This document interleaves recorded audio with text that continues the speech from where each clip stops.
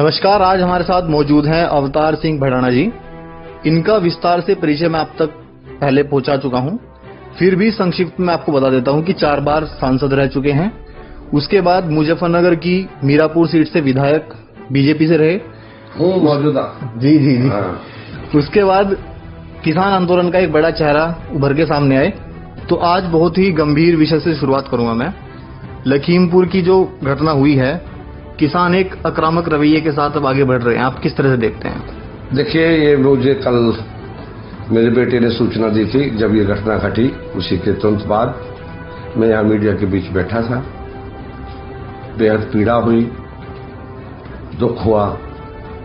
जहाँ हम मोदी जी को कह रहे थे कि हमारे मन की बात सुन लें, आप एक काले कानून वापस कर लें, सैकड़ों लोग हमारे शहीद हो गए किसान।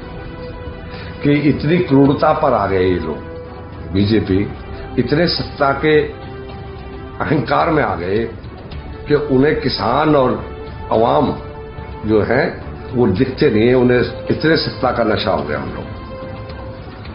मैंने उसी टाइम मीडिया को भी और चैनल को भी मेरे बेटे ने ट्वीट कर दिया था। फिर मैंने उनको कहा कि ये जो घटना है ये साबित करती है किसान और मजदूरों को इस देश में रहने का कोई अधिकार नहीं छोड़ा इन्होंने। ये तालिबान की तरह हमें नष्ट करने पर उतर रहे हैं, लेकिन हम किसान शहादत देते आए हैं। हम सब किसान इकट्ठा होकर पश्चिमी उत्तर प्रदेश से योगी सरकार को और देश में मोदी जी को हमने कहा कि जो घटना हो दादरी में हुई हमारे समाज की, जो किसानों के साथ आज घटा है, इसको लेकर पूरे देश में किसान और मजदूरों में और मेरे समाज में बड़ा उत्तेजना है। और मैं ये कहूंगा कि अब इनके पतन का कारण बनेगी ये घटना जो है। उत्तर प्रदेश से कम हम किसानों ने कसम उठा ली है कि हम योगी सरकार को उखाड़ के फेंक देंगे। और मैं यहां से सिर्फ, क्योंकि वो बड़ी घटना है, हालांकि फोर्सें लगी हैं इधर उधर, मैं कोशिश करूंगा उनके परिवार को सांत्वना देने के लिए। इसी करके मैं यहां से अपील कर रहा हूं कि मैं अपने किसान भाइयों को और नौजवानों को कहूंगा वो संयम बरतें, कोई ऐसा बड़ा नुकसान ना हो जाए। हम गांधीवादी तरीके से अपने तीनों बिल जो है, कानून जिसके लिए हम लड़ाई लड़ रहे हैं, काले कानूनों को वापस करें और उन्हें मजबूर कर देंगे कि हमारे काले कानूनों को वापस करें। हम घुटने टेकने वालों में नहीं है, हमारा इतिहास गवाह है। हमने ये शुरू की है किसानों की लड़ाई, अपने सम्मान की लड़ाई, उसको लड़ेंगे और अपने अधिकार लेंगे। आपकी जो सक्रियता पश्चिम उत्तर प्रदेश और उत्तराखंड में बढ़ रही है, तो कई तरह के कयास लगाए जा रहे हैं, तो आप स्पष्ट करना चाहेंगे कि क्या?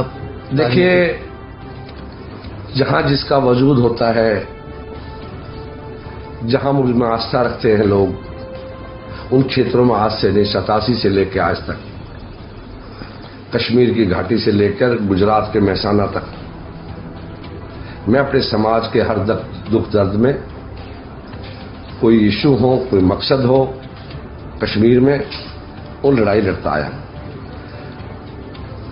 मेरठ से मैं क्यों एमपी रहा हूं, उन लोगों ने मुझे नहीं पता था कि मैं मेरठ से चुनाव लड़ूंगा। आज मुझे इस लड़ाई को लड़ना है, अपने स्वाभिमान की रक्षा करनी है। अपने स्वाभिमान को हम लेके रहेंगे। जिस तरह अगर योगी जी ने, वो वर्ग विशेष के नहीं है, वो सारे 24 करोड़ लोगों के चीफ मिनिस्टर हैं, वो सभी के हैं। और मोदी जी सभी समाजों के प्रधानमंत्री हैं, लेकिन एक वर्ग विशेष के साथ आप इस तरह का बर्ताव करेंगे। मूर्ति विवाद की तरफ आप इशारा कर रहे हैं। जी, वहां आज से 100 वर्ष पहले महिर भोज कॉलेज का स्थापना हुई थी। हमारे समाज के एक बाबा ने 300 बीघा जमीन दी थी उस जमाने में। हमने बिल्डिंग बनाई उनकी, और उनमें स्टैचू लगवाने के लिए मैं आपको ध्यान और देश के लोगों को बताना चाहता हूं, हमने अपने इतिहास को जिंदा रखने का प्रयास किया है। ये जिम्मेदारी समाज ने मुझे दे रखी। हम यहां से इस सरकार के जो किसानों का मुद्दा है, जो हमारे सम्मान की खातिर है, हम अपने समाज को एकजुट करके, हम भी किसान हैं, किसान दर्द को लेकर हम सब लोग एक उठकर लड़ेंगे तो हमारी आवाज सुनाई जाएगी। मोदी जी जरूर सुनेंगे, हम उनसे उम्मीद करेंगे कि वो अपनी हट छोड़े, किसान का काला बिल वापस लाएं। देवभूमि से कॉल दी है मैंने कि पूरे उत्तर प्रदेश में पहले अपने घर की तरफ चलता है। मैं क्यों चलता हूं कि यहां मेरे बहादुर योद्धा हैं, ये बैठे हैं, ये बहादुर योद्धा हैं, इनके इतिहास को सब जानते हैं कि ये लड़ने में पीठ नहीं दिखाते। तो मुझे अब वही उम्मीद होती है जहां वहीं चलता है ना आदमी। तो मैं इनसे समर्थन लेने और किसानों की बात को मजबूती से उठाने और एक दमन जो हो रहा है हमारा किसानों का, उसके लिए हमें, हमारे पास और कोई हथियार नहीं है, हमें वोट की चोट करनी है। इन्होंने हमारे सम्मान पर चोट की है, हम उनको वोट से चोट करेंगे।